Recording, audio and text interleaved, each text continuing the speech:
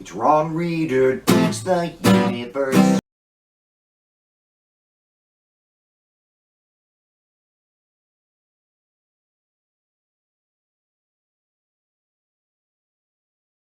I'm Ron Reader, and this is Ron Reader Digs the Universe. And tonight, the Homegrowns are next.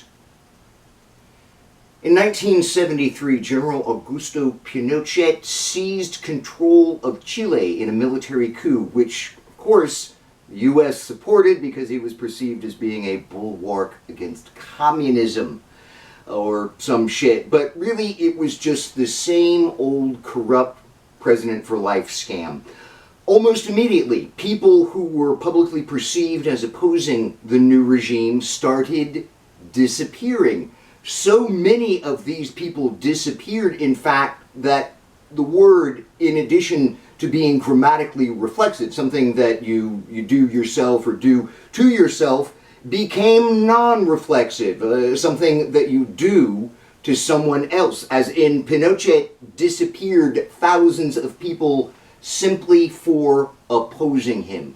Doctors, lawyers, politicians, journalists, union leaders, activists, musicians, poets, artists, writers were all taken in the night, tortured and murdered, never to be seen from or heard from again.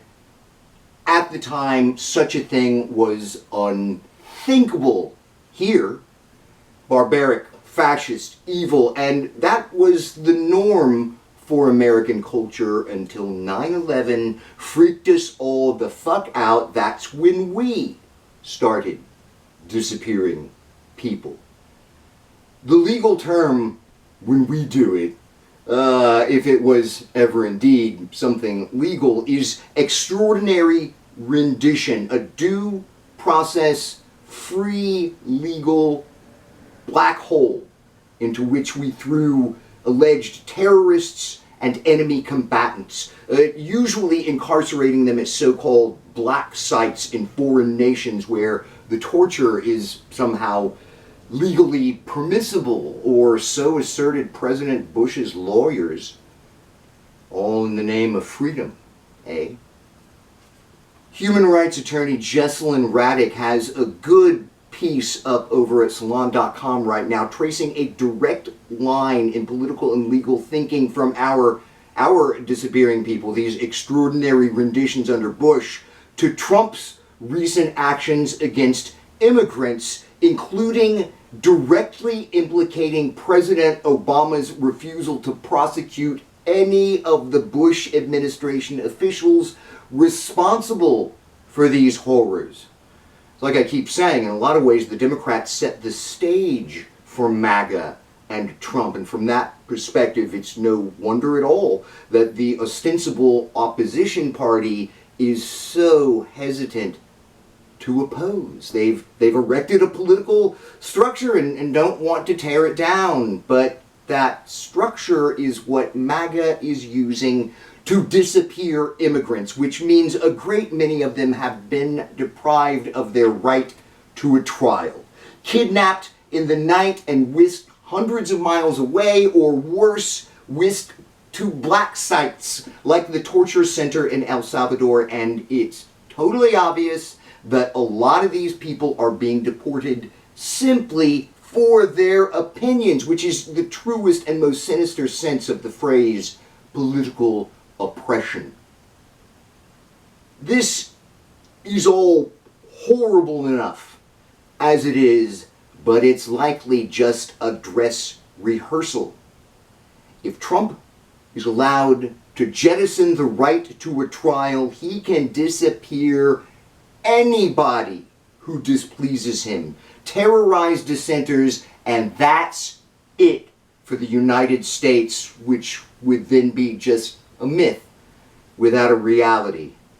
I mean, he said he wants to do it in an interview last night. He said, the homegrowns are next. And Trump usually does what he says he's going to do. Now, the Supreme Court seems inclined to stop him, but what if he ignores their rulings? The Democrats won't stop him. They just don't get it. If Trump can terrorize anybody and everybody, there won't be any midterm elections next year. But Democratic God James Carville wants the Democrats to wait until the elections next year. That's the mindset. Just completely fucking clueless. There are historians, fascism experts, and other academics leaving the country. I've got friends seriously considering doing the same thing, and I don't blame them. It could be a nightmare soon. But if you stay, like me, here is my plea. Don't be intimidated. Don't go quietly. Speak out until the very end, and as the great civil rights leader Malcolm X once said, defend yourselves by any means necessary. I'm Ron Reeder, and this has been Ron Reeder Digs the Universe. Join me, Ron Reeder, again next week for another episode of Ron Reeder Digs the Universe.